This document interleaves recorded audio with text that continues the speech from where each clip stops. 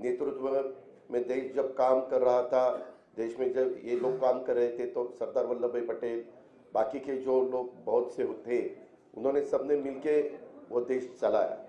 उसके बाद लाल बहादुर शास्त्री, इनका नेतृत्व आया। उसके बाद इंदिरा जी का नेतृत्व आया। इमरजेंसी के वक्त इंदिरा जी को अपने देश के लोगों ने थोड़ा सा बाहर उनको हरा दिया था, वो खुद भी हार गई थी। लेकिन उसके बाद वापिस जो लोग इकट्ठा हुए अलग अलग पार्टियों के, जिसको हम खिचड़ी बोलते हैं, वैसा हुआ। वो गवर्नमेंट ज्यादा चला नहीं, 2.5 साल के अंदर ही चुनाव हुए। वापिस इंदिरा जी का नेतृत्व में उनका करिश्मा था, उनके नेतृत्व में ही सरकार आई। उसके बाद राजीव गांधी के नेतृत्व में सरकार आई। और ये सब होने के बाद बहुत सालों के बाद मैं भी मेंबर ऑफ पार्लियामेंट बना 91 में, ये भी 91 में, हम साथ साथ, तब एक कांग्रेस थी, कांग्रेस के वे मेंबर ऑफ पार्लियामेंट के नाते हम वहाँ चुनाव जीत के गए थे। तब देखा था बहुत सालों से 1984 के बाद, ठीक तरह से सुनो, 1984 के बाद अपने देश में कोई भी एक ऐसा नेता कि उनके नेतृत्व में देश आगे जा रहा है, ऐसा कभी हुआ नहीं। अलग अलग गुट को एक करके देश को चलाने की कोशिश की गई। लेकिन 9 साल आपने देखे होंगे, उसमें नरेंद्र मोदी साहब का नेतृत्व में आज देश काम कर रहा है। वो बाहर भी पॉपुलर है, यानी अब्रॉड, बाहर अगर कोई भी देश में जाते हैं अपने भारत की तरफ से, तो सब उनको सपोर्ट देते हैं। ओके, उसका मुकाबला करना चाहिए। इसी माध्यम से हमने सबने मिलके ये डिसीजन लिया है, पार्टी के नाते हमने ये डिसीजन लिया है। और ये होते हुए पूरे विधायक हमारे साथ है, मेंबर ऑफ पार्लियामेंट हमारे साथ है, बाकी के पार्टी के वर्कर हमारे साथ है। इसीलिए आज मैंने डिप्टी चीफ मिनिस्टरशिप का ओथ ली। बाकी के हमारे सीनियर नेता और नया भी कुछ लोगों को हमने आज तक इस गवर्नमेंट में लेडी को प्रतिनिधित्व नहीं था, आगे शायद वो देंगे, लेकिन हमने वो भी सोचा। और यंग जनरेशन को भी हमने कैबिनेट मिनिस्टर के नाते, जैसे पहले मुझे याद है भुजबल साहब के नेतृत्व में हमने जब 99 में चुनाव लड़ा था, तब हम यंग थे, मैं आर पाटिल, दिलीप वैसे पाटिल, जयंत पाटिल, हम सुनील तटकरे, हम सब ये लोगों को मौका मिला था। अभी वैसा ही संजय बंसोड़े हो या अपना आदित्य तटकरे हो या अनिल भाईदास पाटिल हो, ऐसे अलग अलग नए लोगों को भी हमने उसमें शामिल किया गया है। और उसमें ट्राइबल को भी प्रतिनिधित्व मिलना चाहिए, शेड्यूल कास्ट को भी प्रतिनिधित्व मिलना चाहिए, माइनॉरिटी को भी प्रतिनिधित्व मिलना चाहिए, लेडीज को भी प्रतिनिधित्व मिलना चाहिए। ऐसा सब सोचकर, और ओबीसी को भी प्रतिनिधित्व ज्यादा मिलना चाहिए, ऐसा सब सोचकर हमने ये मिनिस्ट्री में मौका दिया है। और आगे भी जो हम जब बात सीएम साहब के साथ करेंगे, बाकी डीसीएम साहब साथ के करेंगे, बैठेंगे। सपा के राष्ट्रीय महासचिव और पूर्व मंत्री आजम खान रविवार शाम सहारनपुर के छुटमलपुर पहुंचे। यहां पहुंचकर उन्होंने भीम आर्मी के संस्थापक चंद्रशेखर आजाद का हाल जाना। इस दौरान आजम खान ने मीडिया से कहा कि उनका आज का मिशन चंद्रशेखर की खैरियत पूछना था, जो पूरा हुआ। एक सवाल के जवाब में उन्होंने प्रदेश सरकार पर तंज कसते हुए कहा कि उत्तर प्रदेश पुलिस के विषय में मैं क्या कहूँ। उसका अंदाजा इस बात से लगाया लें कि जब मैं चौथी बार मंत्री था और मेरी पत्नी कॉलेज में एसोसिएट प्रोफेसर थी, तब उन्होंने हम पर एक शराब की दुकान से नकदी और शराब की बोतल लूटने का आरोप लगाया था। अगर हर व्यक्ति, और कितना सच कितना झूठ है ये हमसे ज्यादा आप जानते हैं, लेकिन जो गोली लगी है और जख्म आया है उस सच्चाई से तो इनकार नहीं किया जा सकता। मेडिकल रिपोर्ट भी आ गई है। अब इसमें हादसे के बारे में तो कुछ भी नहीं कहा जा सकता, और हादसा ही नहीं है, संगीन हादसा है, अफसोसनाक है। इसकी जितनी मसम्मत की जाए वो कम है। अगर राजनीति में काम करने वालों का इस तरह रास्ता रोका जाएगा तो बकौल बापू के अगर हर व्यक्ति अपने हाथ में पत्थर उठा लेगा तो दुनिया तो खत्म हो जाएगी। हालात तो बुरे हैं। एनपीसी के नेता जो शरद पवार हैं वो उन्होंने एनडीए का दामन थाम लिया और मुख्यमंत्री बन बैठे। क्या कहेंगे, कैसे देखें? कहाँ के? महाराष्ट्र में। कब? आज अभी रास्ते में हुआ है। आज ही रास्ते में। किसी के मुख्यमंत्री हो जाने से या अगर कोई काफिले का साथी बिछड़ जाए या जानबूझकर उससे अलग हो जाए तो ऐसा नहीं कि काफिला काफिला नहीं रहता।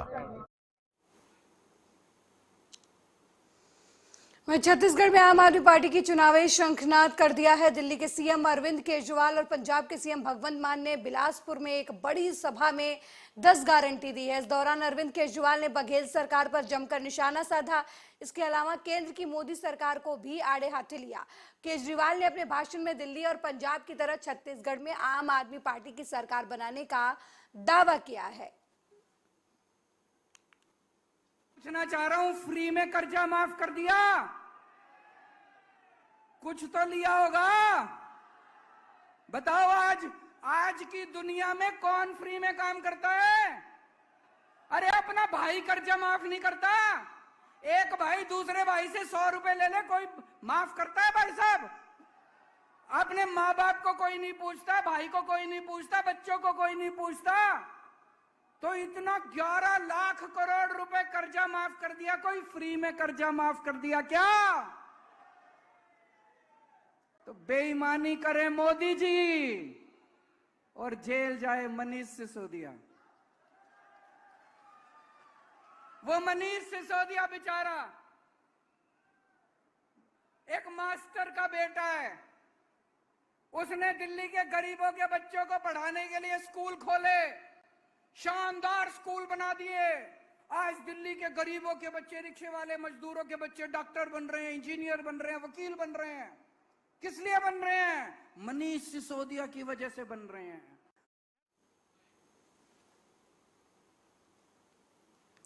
वहीं सुहेल देव भारतीय समाज पार्टी के अध्यक्ष ओम प्रकाश राजभर ने यूनिफॉर्म सिविल कोड का समर्थन किया है।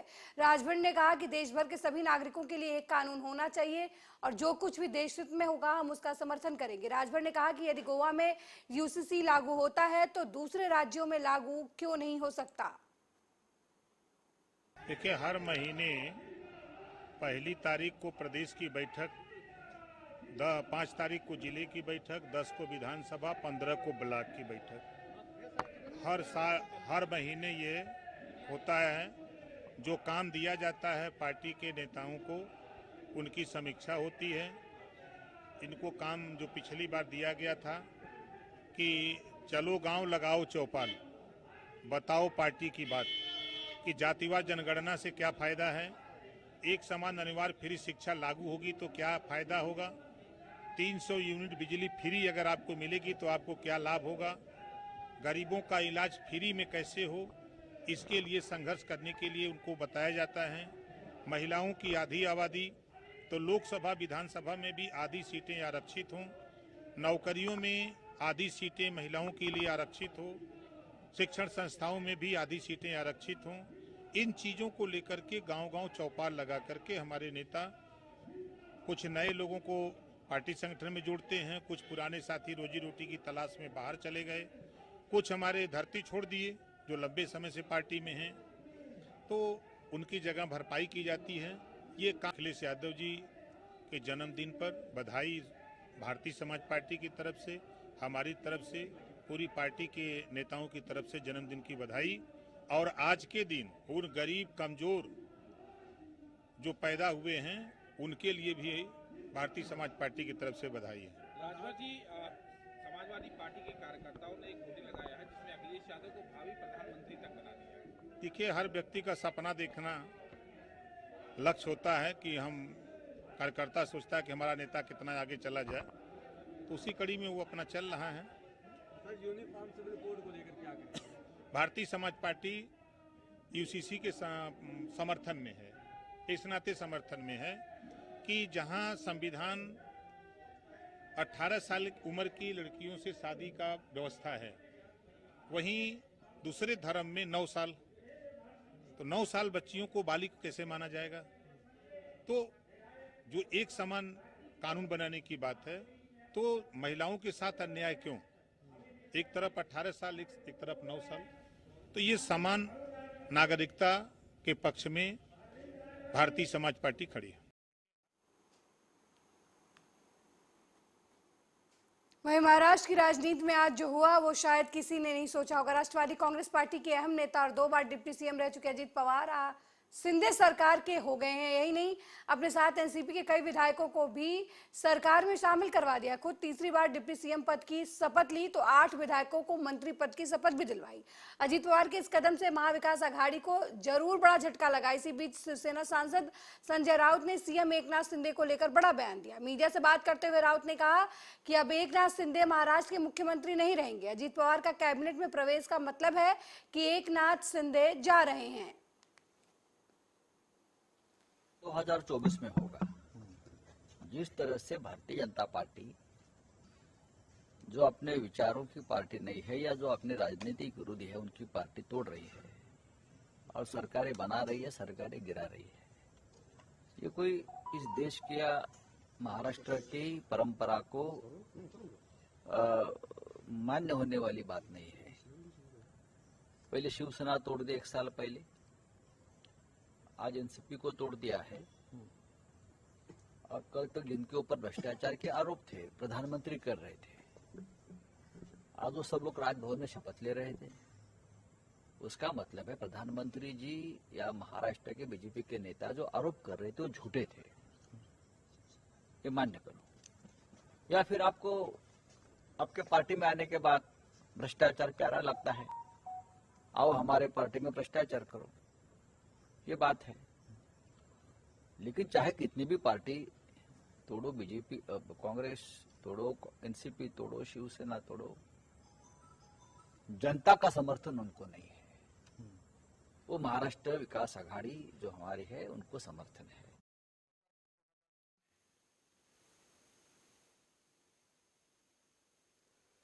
वहीं एआईएमआईएम प्रमुख असदुद्दीन ओवैसी ने एनसीपी की टूट पर बड़ा बयान दिया है। पटना में विपक्ष की बैठक हुई और बैठक में शरद पवार जिसे लेकर आए थे प्रफुल्ल पटेल को, वो बीजेपी से जाकर मिल गए। इसके बावजूद भी कांग्रेस सेकुलरिज्म का सर्टिफिकेट बांटती है। कांग्रेस अपने गिरेबान में जाकर देखे कि उन्होंने कैसे कैसे धोखे दिए हैं लोगों ने। वहीं मीडिया में हर विपक्ष पार्टी का नेता रो रहा है कि बीजेपी ने एनसीपी को तोड़ दिया। आज 40 विधायक चले गए हैं तो गलत है, और बिहार में हमारे 4 विधायकों को आपने खरीद लिया तो वही सही है। तुम करो तो अच्छा और दूसरे करें तो गलत।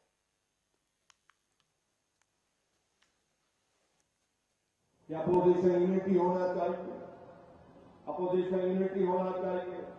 पटना में एक मीटिंग हुई और वो पटना की मीटिंग में महाराष्ट्र से शरद पवार साहब जिस शख्स को लेकर आए थे प्रफुल्ल पटेल, आज प्रफुल्ल पटेल बीजेपी से जाकर मिल लिए। आप बताइए कौन से अपोजिशन की मीटिंग है ये, जिसको आप बुला रहे हैं, जो आपके साथ बैठकर बातें कर रहा है, वो चंद दिन के बाद आज बीजेपी की तारीफ करता है महाराष्ट्र में। मगर इसके बावजूद भी कांग्रेस के लोग सेकुलरिज्म का सर्टिफिकेट बांटते हैं कि ये सेकुलर है, ये कम्युनल है, ये बी टीम है, वो फुला टीम है। हम कांग्रेस से और ये तमाम नाम निहाद सेकुलर पार्टी से कहना चाहेंगे कि कभी अपने गिरबान में झांक कर देख लो। तुम्हारी तारीफ भरी पड़ी हुई है कि तुमने कैसे कैसे धोखे दिए हैं। आज तुम जिसको बुलाते हो उसी की पार्टी का आदमी बीजेपी के गोद में बैठा है, मोदी के गोद में बैठ जाता है। अब आप बताइए फिर मजलिस पर इल्जाम लगाते हैं हमको नहीं बुलाया गया। मेरे साथ इस बुलेटिन में फिलहाल इतना ही। देश दुनिया की तमाम खबरों को देखने के लिए देखते रहिए आर्या।